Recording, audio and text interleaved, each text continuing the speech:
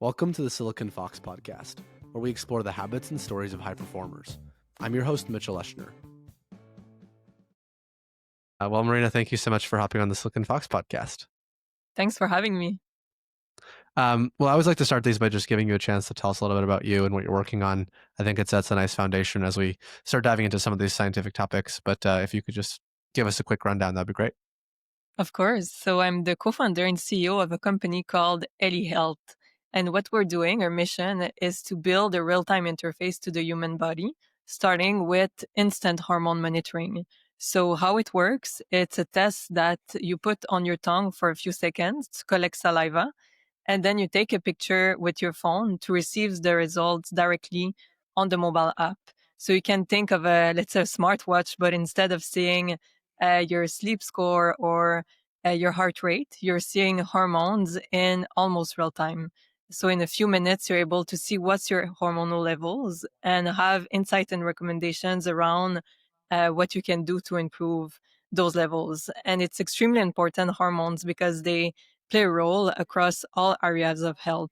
Often we think hormone, we think women's health, we think fertility, and it's true that it plays a role for that.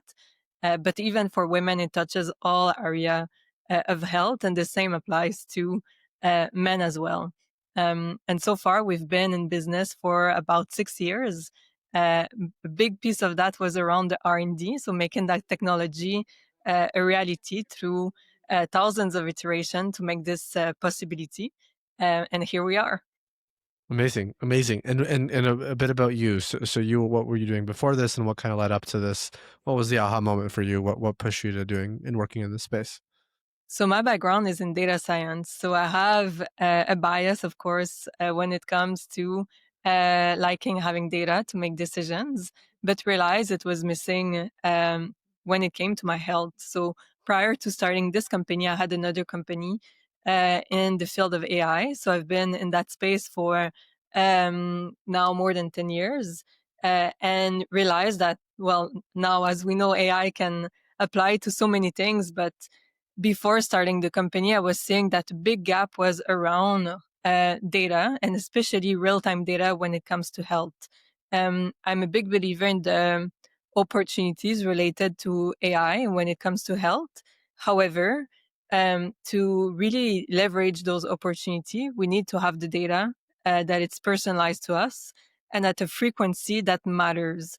So I was saying that there was a lot of snapshot when it came to health data, but not really that live feed that would enable us to ultimately have recommendations that are not only personalized, predictive, but also that enables you to have the information when it matters, anytime, anywhere, and have feedback loops that are quick.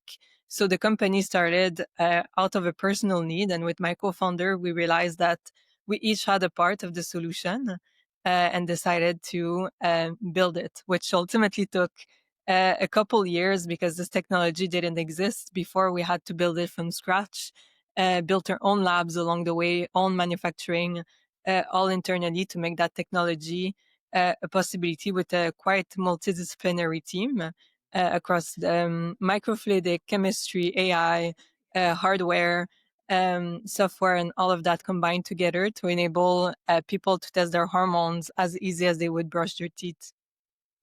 Yeah, no, I mean that's super fair and super exciting. I'm guessing one of the bigger problems in the space is like there is not as much data on hormones, and especially like delta hormones rather than snapshot, as opposed to like blood biomarkers that we track, or certain blood biomarkers that we track that that don't look at hormonal panels.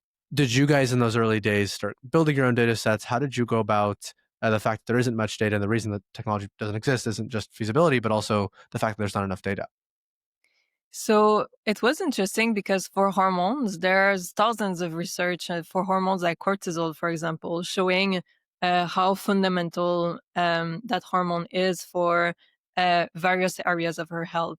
There's also hundreds, if not thousands, of studies showing how different lifestyle changes can help regulate hormones like cortisol. So there was already some very solid data around the role of those hormones, also showing that we can do something to intervene on their balance. But what was missing was the ability to test it instantly. So it's possible prior to this product to test hormones by shipping your sample to the lab, by going physically at a lab to test. So that enabled that research to be done. But the real gap was around making that information accessible in real time. So the gap there was not necessarily the knowledge around hormones, although we do believe that by creating now this access at an unprecedented frequency and at an unprecedented lower cost, it will enable to create a data set that is unique and that will much likely make knowledge around hormones evolve in the medical and research communities. But there was enough solid foundations to show its role. So the big gap was really, in this case, the technological component. Are you a health coach or running a health course and looking to level up your client's experience? With Cyphox Health at-home blood test, you can deliver lab-quality blood work right to your client's door. Seamlessly ship samples back for fast and actionable results. Personalize every consult with the data that matters. Clients who complete a Cyphox test are 60% more likely to enroll in a paid program after their consult compared to those who only join a sales call. If you're ready to give your clients the edge, go to cyphoxhealth.com/partner. And as a Silicon Fox podcast listener, enjoy 10% off your first bulk order. Well, cool. I mean, I think it's interesting, and let's dive a little bit into like the science. I think one thing I'm really interested in exploring in this conversation is kind of some of the macro of having hormones, hormone tests at your disposal, and what actually can be actionable from that, and just in general, why are some of these hormones often overlooked, and why hasn't someone built this before? But that's kind of macro. Touching on some of the science, you explain a little bit as to how the workflow works, but how does it fundamentally work? What does it look like from the user's end? And let's jump into the science as like what is actually happening and how come we can establish this and between saliva and blood and some of these differences and discrepancies. Yeah, so there's many different layers science-wise. So the first one is around really even just the sample that we're using, saliva. It's not known from the general public, but saliva is actually a fluid that is being used in clinical setting, especially for cortisol. So there's many studies prior to our work that showed the correlation between salivary hormones, especially for hormones like cortisol, progesterone, and their correlation to blood. So that correlation has been strongly established in research. The challenge is that the absolute numbers, although they correlate with blood, are much lower than in blood or urine. So the challenge there becomes a challenge of detection, having technologies that are sensitive enough to go into those extremely low levels of detections that are required to do saliva testing. And then there's other challenges that comes with saliva, including that depending on the person, there's different consistencies, different quantities. So having a test that can be universal and collect the sample without any pre-treatment. You may have done a COVID test where you have to mix it with a liquid, then wait. It's like a mini lab at home where you have to do your own little experiments with many different steps. We wanted to create a one-step experience for users. So that required also from a microfluidic standpoint. So the materials we use to collect the saliva, release the saliva onto the assay, which is the part with the chemistry. So that it's possible from a user standpoint to have that one-step process. Then once the saliva flows on the assay, the part with the chemistry, the hormones in the saliva bind with that chemistry. And that's when there's lines that develop, again, similarly to a COVID test, where you would see in the case of a COVID test or even a pregnancy test, one line or two line. In our case, since we're looking at an actual level, it's the intensity of the line. And that intensity changes depending on the concentration of the line. And that's why in our case, we cannot interpret the result with the naked eye. It's the app through computer vision algorithms that makes the reading to translate that information, that image into a hormone level in the app. jumping to like the foundation of what you just talked about, run us through some of these top studies. What was found in terms of correlation from saliva to blood? Because we've read some and some have been positive, some have been negative. So what were the ones that made you think, wow, this is feasible, this is possible? Whether, as deep as you're capable of going from recollecting from memory, whether it was like how they conducted the study and then some of those results, and what gave you the confidence to say, okay, clearly there's something positive here.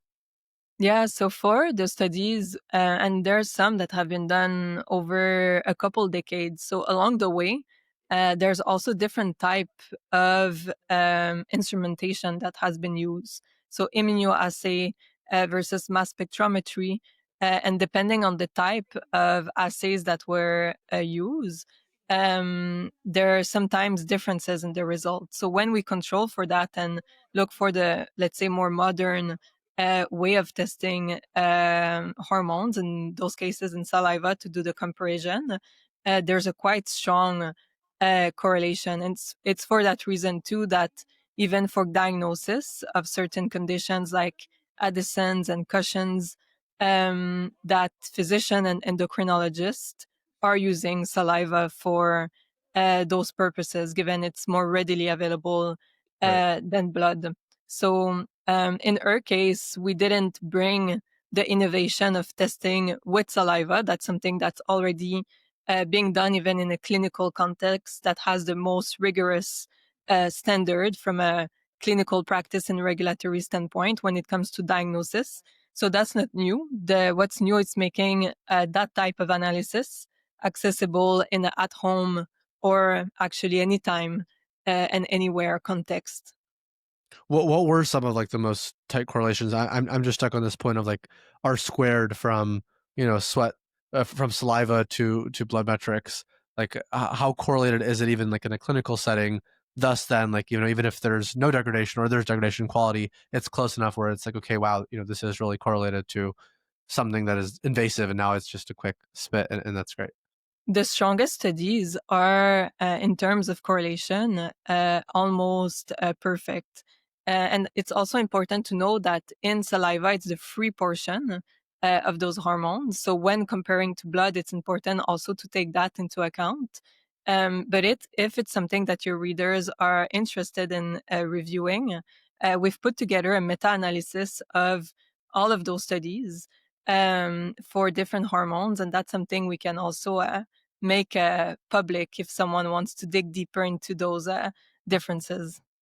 For sure. Yeah, no, I mean, I think that that's fascinating, right? Because I think there's like a skew and move away towards invasive type technologies just so that now we have more data, now we have more actionable data, and we have more inputs on the person over time because nobody's getting a blood prick every single day, or Mm. at least doesn't want to. And so, but then it begs the question is like, how correlated is it? And if it's correlated enough, then now like, I mean, it's a whole new paradigm of health and data collection. I want to zoom out a little bit on the macro here, talking about hormones. Why do you think society doesn't talk enough about hormones, given how deeply they shape physiology, emotions, a bunch of different aspects of life? Um, and technologies like this have only started coming out now. What societally is happening, and you even called it out when you first started talking about hormones, is like we often associate it with the wrong things, but it's so much bigger. Every single person in the world is affected by hormones. Um, what's the disconnect? What's happening in society that you've noticed that's caused this? So there's different shifts happening in the same time. One of them is cultural, and the other is more, let's say, technological.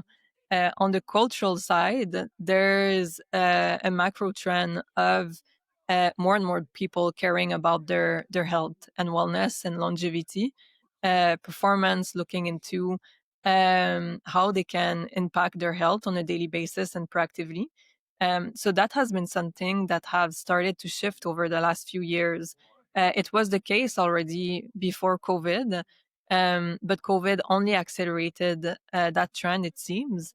And the emergence of people with influence and audiences, like, let's say, the Ubermans of this world, made that topic more accessible to understand, but also raised awareness for a lot of people. So more and more hormones are being seen not just anymore as something related to women's fertility, and it's more and more being understood that it's a core factor of health for women and for men.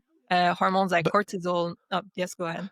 yeah, but is any of this research like, or some of it, is it really new? Like we probably knew that it was really important for men Mm-hmm. 15 years ago. So my like deeper question is more like, why didn't we put enough emphasis? Like, was it really just an effective media and democratization of private media for people like, yeah, Andrew Huberman and Peter Attia and so forth to say, hey, like doctors aren't telling you this, but this is really important. And that was the shift?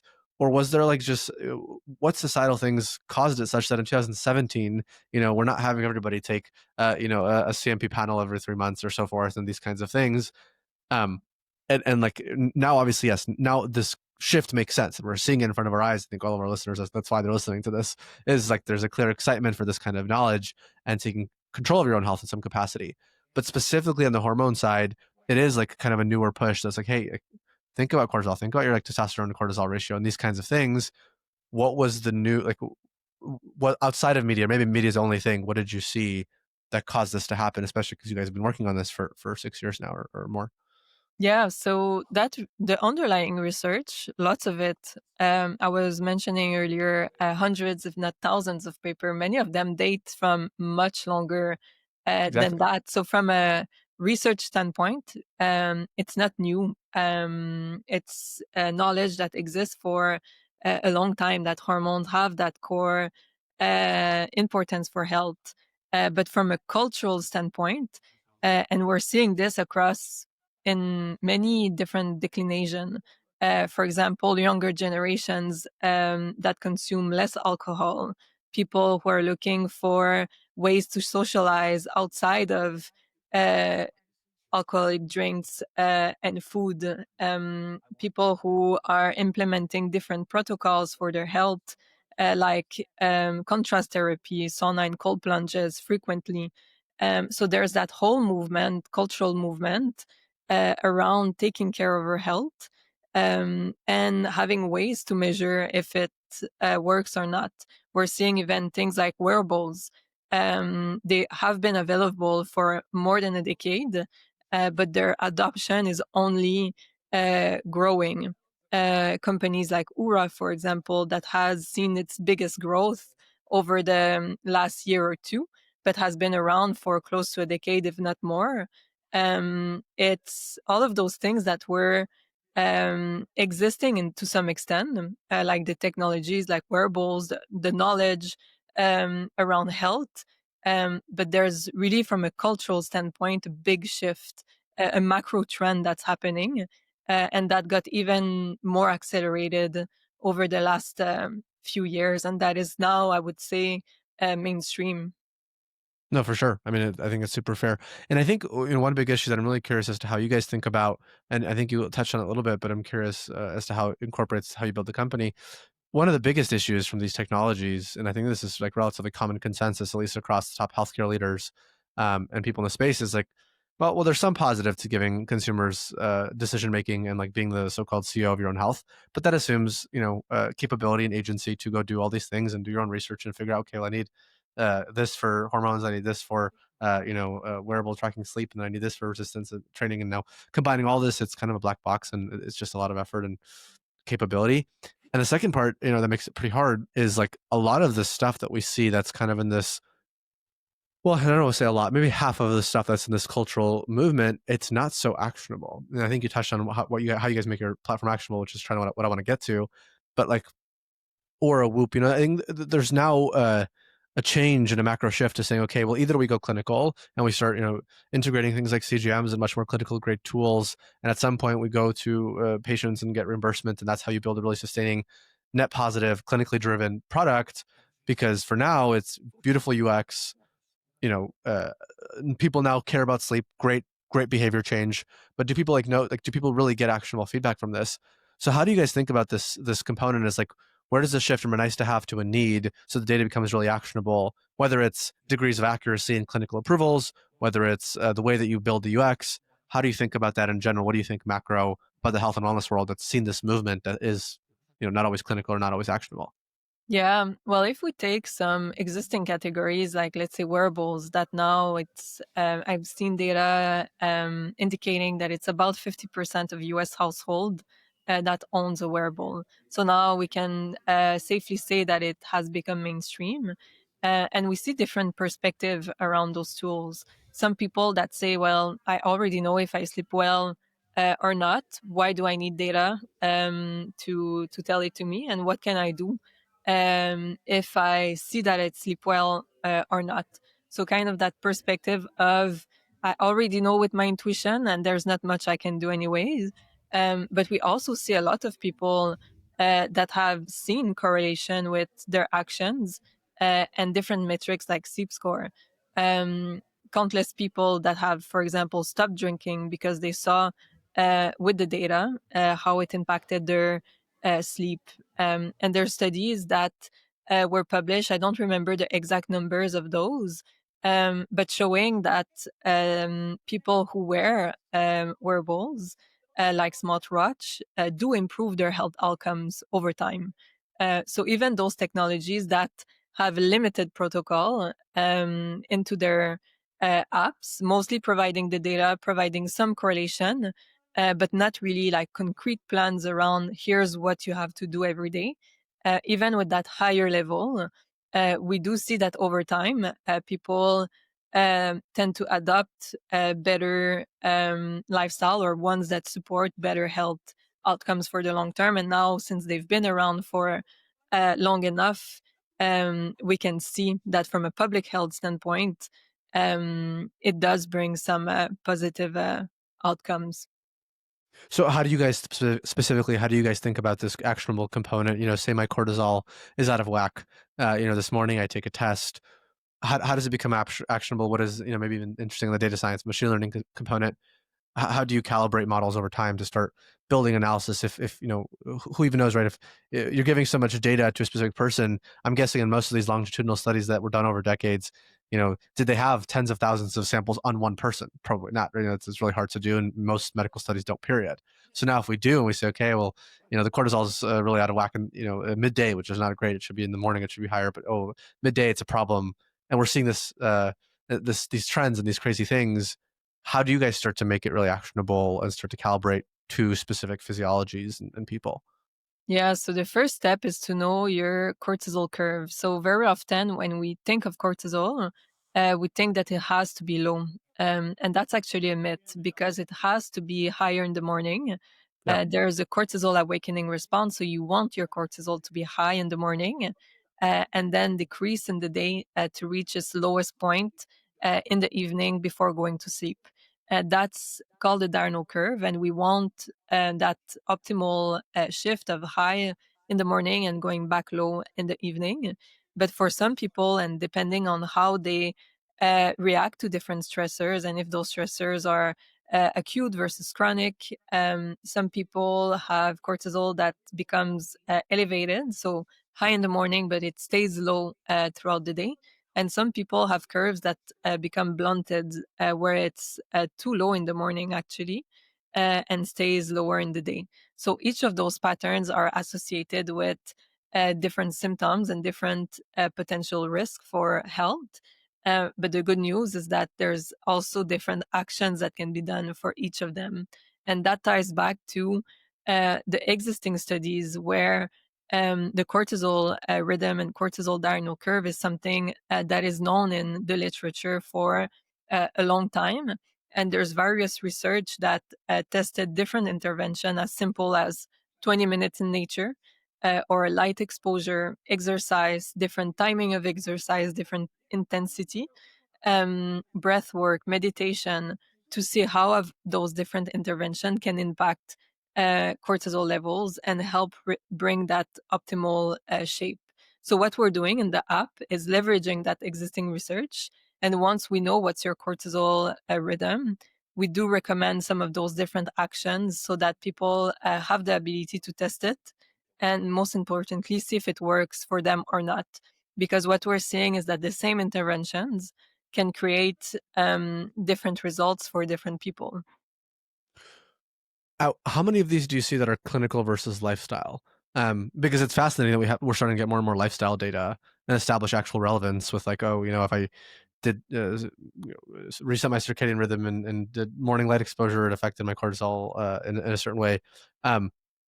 how often is it that it's lifestyle things versus clinical? And how good would you say that we're getting to a point on the data and the technology where it actually knows the discrepancy across the two to say, okay, we've seen, a 17% increase or decrease in cortisol, or we've changed the curve based on light exposure versus a clinical intervention, which would increase or decrease X percentage. I know I think it's like an over optimized answer, but where do you see the difference across these two, and like how good are we now in technology to disseminate across the two?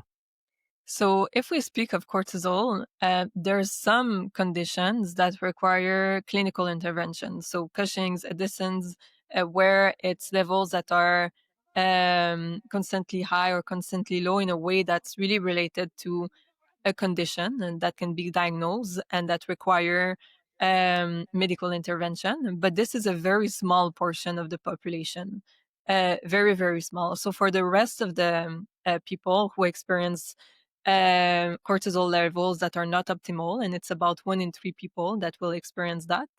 Um, in those cases, it's really lifestyle interventions that can have a powerful impact. It's not recommended to have clinical interventions in those cases.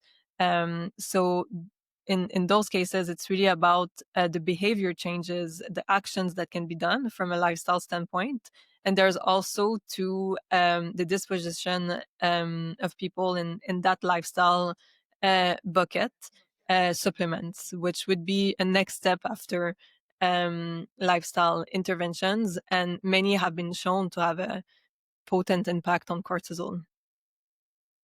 I think one of the most fast. I mean, that's it's interesting to hear because I think it's a great spot to be in when we start fixing a lot of these things via lifestyle rather than medication. And it's a lot of the things we talk about in this podcast is this approach.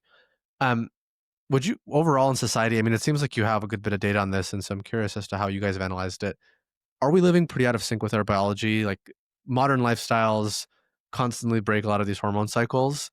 And I think it's becoming increasingly prevalent, especially with new technologies and media and I can name 10, 15 different things across different age groups and what they're into and what they're not into. What has been interesting things seeing, in that space, and whether that's true or not, especially even over time, even, it's been however many years. And if you've captured data in the past to see how's that changed and are we becoming less hormone regulated, if you will, over time, and what, you know, do you see people take action to fix that use the platform? Do you not? Are they, are the lifestyle changes so hard and so bad that yes, they're testing and yes, they're doing microscopic changes like waking up earlier or working out more, but they're not doing fundamental changes like, not scrolling for hours and then, having all these other hormone issues. Yeah, so I would say short answer is yes. The environment is not it makes it more challenging to uh, have and keep optimal hormone levels, and that can be many different things. Even if we're, let's say, doing all the necessary lifestyle interventions, there's still sometimes like endocrine disruptors. We cannot avoid them fully. We can do steps when we choose, let's say, our skincare or household product to avoid them. But it's one part that can have an impact on hormone misregulation. But things as simple as light also has a major impact on hormones like cortisol.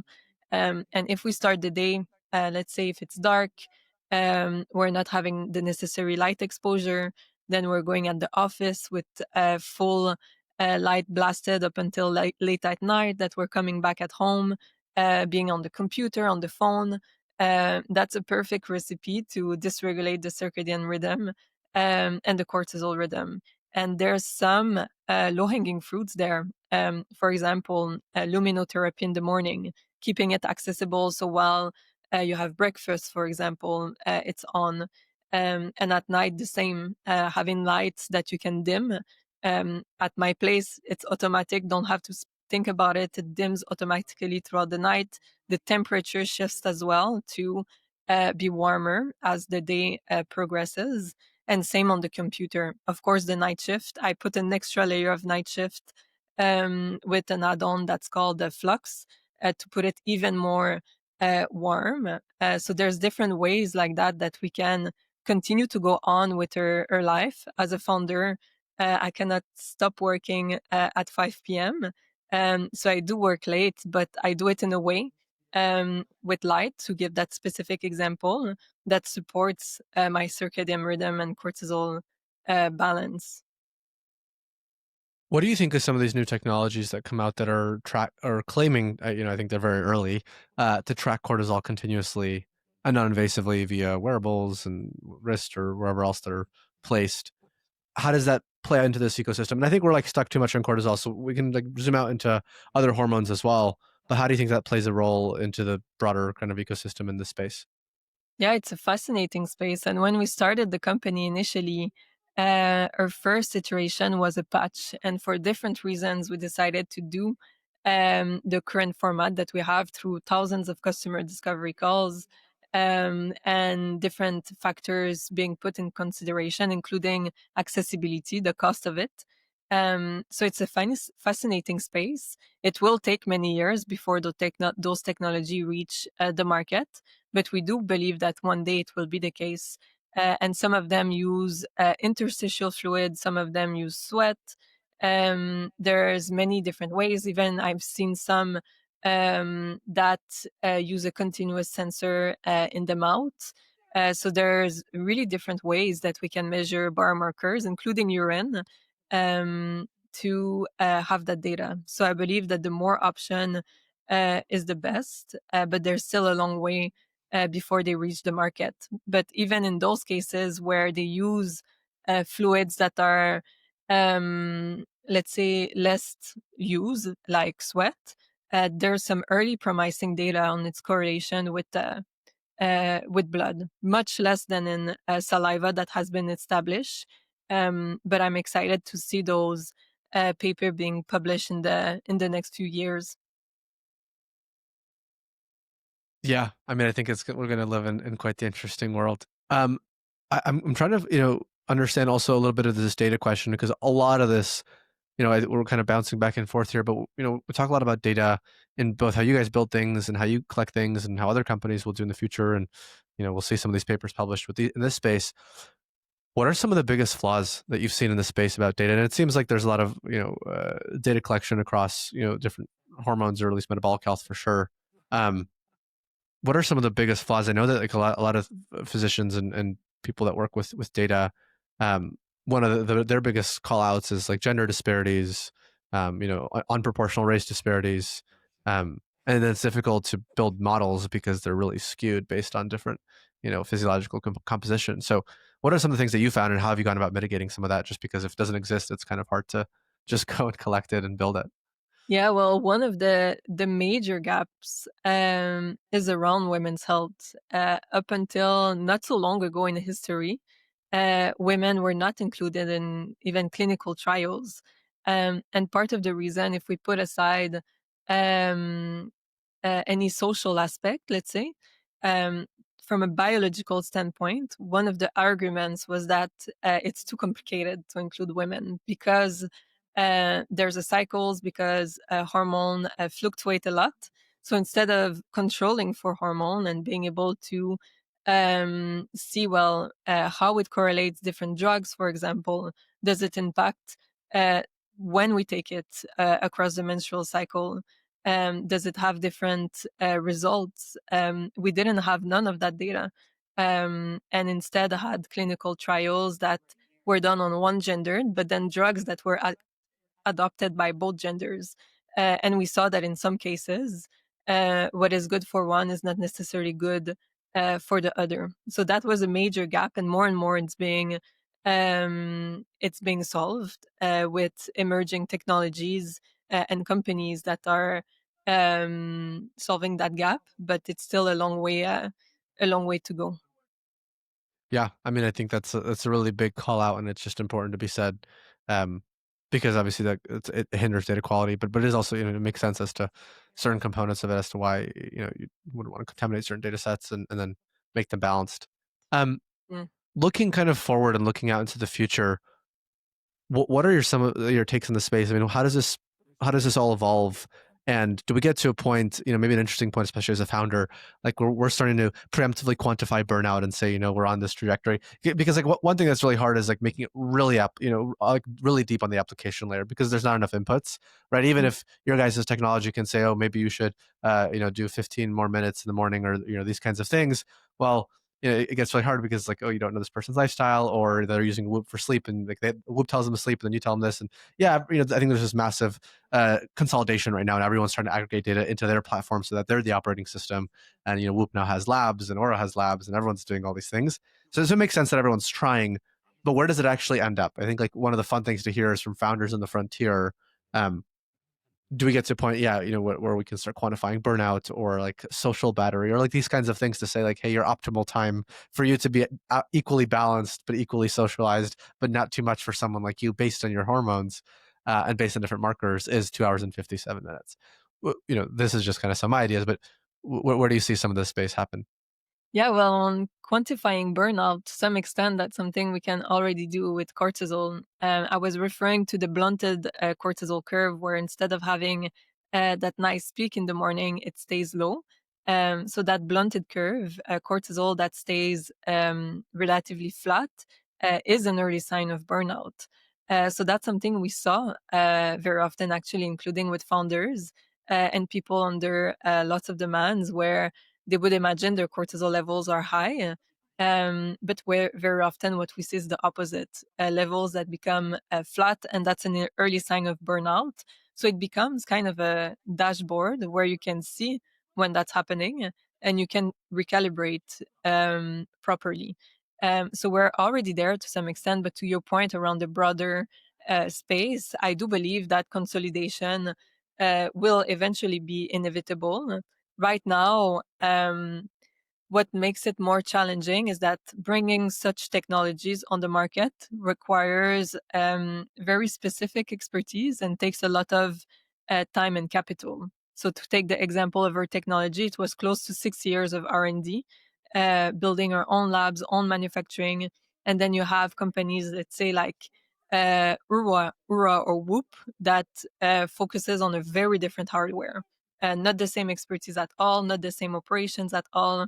Then you see Right. companies like Function, Superpower, that again have a completely different set of expertise that leverage existing lab infrastructure and make it more accessible. So although from a consumer standpoint, it's all about data points, when you look in the background, it's completely different expertise and operations. But still, ultimately, what's important, it's from a consumer standpoint, how can they make sense of all of that? So I do think consolidation will happen, and we see it already more and more, like Ura having Dexcom data Yeah. directly into their app, leveraging Yeah. labs from existing infrastructure. So eventually, we do see we already have some of that data in our app by enabling people to import their wearable data and sync it with their wearable. But eventually, we see the other way around as well, having hormone data accessible wherever people prefer to see their data. I think a really big component, though, in this world that a lot of people are predicting is literacy and education around the space. And it's so difficult because there's a lot of noise, and it boils down to marketing, and that's not always necessarily net positive education.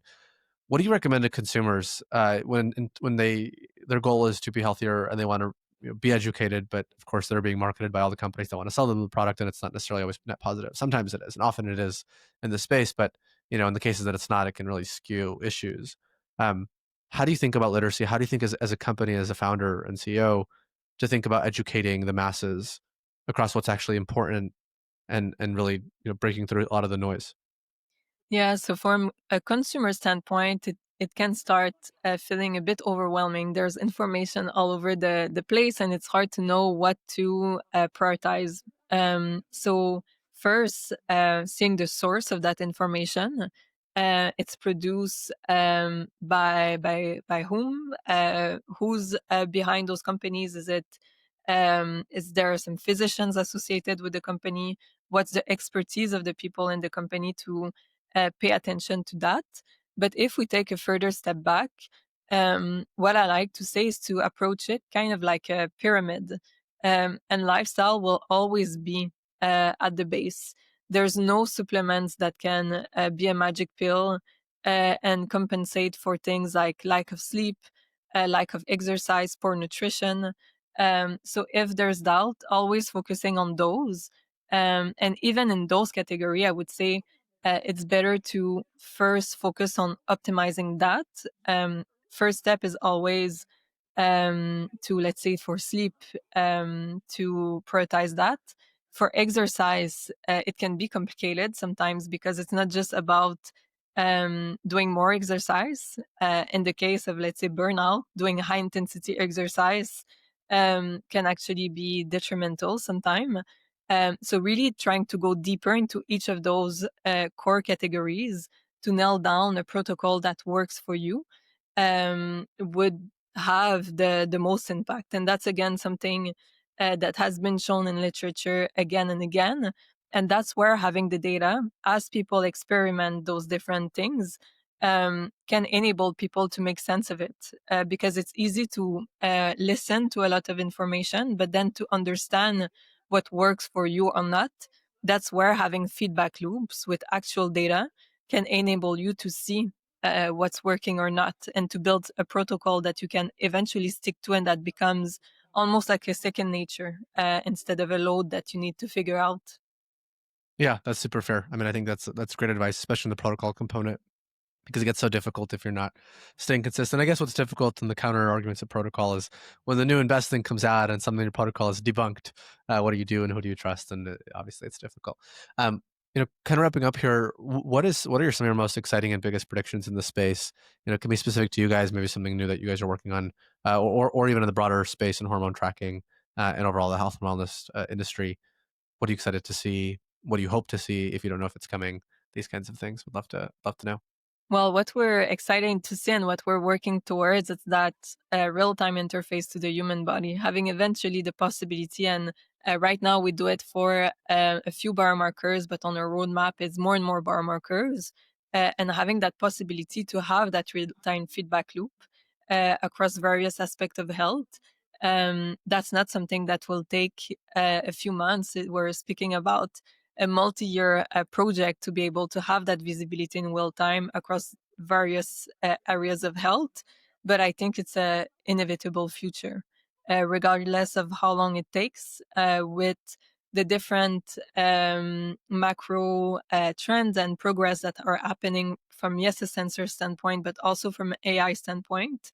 I do believe that one day we'll have that visibility in real time, and that will change everything in terms of how we approach health and wellness, but also how we prevent different conditions from even happening in the first place.